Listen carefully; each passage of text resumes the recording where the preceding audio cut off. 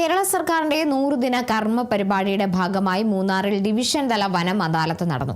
2018 മുതൽ 2026 വരെ തീർപ്പാക്കാതെ കിടന്ന 120 പരാതികളുടെ നഷ്ടപരിഹാര തുക 2 ആഴ്ചയ്ക്കുള്ളിൽ നൽകുമെന്നും വന്യജീവി ആക്രമണത്തിൽ മരണപ്പെട്ടവർക്കുള്ള നഷ്ടപരിഹാരം 20 ലക്ഷമാക്കി ഉയർത്താൻ സർക്കാർ തലത്തിൽ ഇടപെടുമെന്നും ദേവികുളം MLA A. രാജ അറിയിച്ചു. വനം അദാലത്തിൽ ആകെ 29 പരാതികളാണ് ലഭിച്ചത്. ഇതിൽ 9 പരാതികൾ തീർപ്പാക്കിയവയിൽ 7 പരാതികളും കടുവയുടെ ആക്രമണത്തിൽ കന്നുകാലികൾ നഷ്ടപ്പെട്ട സംഭവങ്ങളുമായി ബന്ധപ്പെട്ടതായിരുന്നു. ശേഷിക്കുന്ന പരാതികളിൽ ഭൂരിഭാഗവും കൃഷിനാശവുമായി ബന്ധപ്പെട്ടവയാണ്. ഇവയിൽ ബന്ധപ്പെട്ട ഉദ്യോഗസ്ഥർ നേരിട്ട് സ്ഥലത്തെത്തി പരിശോധന നടത്തി തുടർ നടപടികൾ സ്വീകരിക്കും. അതേസമയം 2018 മുതൽ 2026 വരെയുള്ള കാലയളവിൽ നഷ്ടപരിഹാരം ലഭിക്കാനുള്ള 120 പരാതികൾ നിലവിലുണ്ടെന്നും ഇവയിലെ നഷ്ടപരിഹാര തുക 2 ആഴ്ചയ്ക്കുള്ളിൽ വിതരണം ചെയ്യുമെന്നും അധികൃതർ വ്യക്തമാക്കി.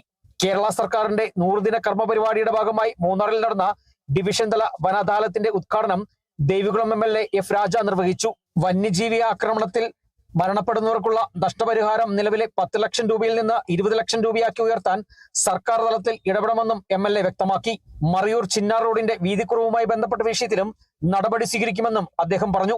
ഇന്ന് ഇവിടെ പഞ്ചായത്തിൽ തലത്തിൽ വന്ന് അദാലത്ത് കൂടുകയും എസ്റ്റേറ്റ് മേഖലയിൽ പുളിയടിച്ചിട്ട് അവർക്കുള്ള നഷ്ടപരിഹാരം ഇതുവരെ കിട്ടിയിട്ടില്ലെന്ന് പറഞ്ഞിട്ടുണ്ട്. അത് 2 ആഴ്ചയ്ക്കകം ഉടനെ തന്നെ അത് തീരുമാനമെടുത്ത് അവർക്കുള്ള പൈസ കൊടുക്കുന്നതാണ്. വന്യമൃഗ ശല്യം ഒത്തിരി ഉണ്ട്. ഇതെല്ലാം ഒരു തീരുമാനം നമുക്ക് 2 മാസം ആയിട്ടേ ഉള്ളൂ. അവർക്കുള്ള നഷ്ടപരിഹാരം എല്ലാം കൊടുക്കുന്നതാണ്. നഷ്ടപരിഹാരം ഇപ്പൊ 10 ലക്ഷം രൂപ. ഒരു ആന കൊന്ന് മരണപ്പെടുമ്പോൾ അവർക്ക് കിട്ടുന്ന ആനുകൂല്യം 10 ലക്ഷം രൂപയാണ്. അത് നമുക്ക് 20 ലക്ഷം രൂപ ആയിട്ട് ഉയർത്തി കൊടുക്കാനുള്ള എല്ലാ ഏർപ്പാടുകളും നമ്മുടെ ബഹുമാനപ്പെട്ട മന്ത്രിയുടെ സംസാരിച്ചിട്ടുണ്ട്. ചടങ്ങിൽ മൂന്നാർ ഗ്രാമപഞ്ചായത്ത് പ്രസിഡന്റ് S. വിജയകുമാർ അധ്യക്ഷത വഹിച്ചു.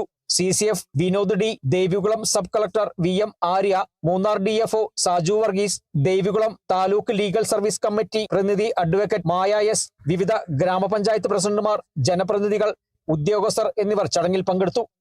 Kerala vision news, Idukki.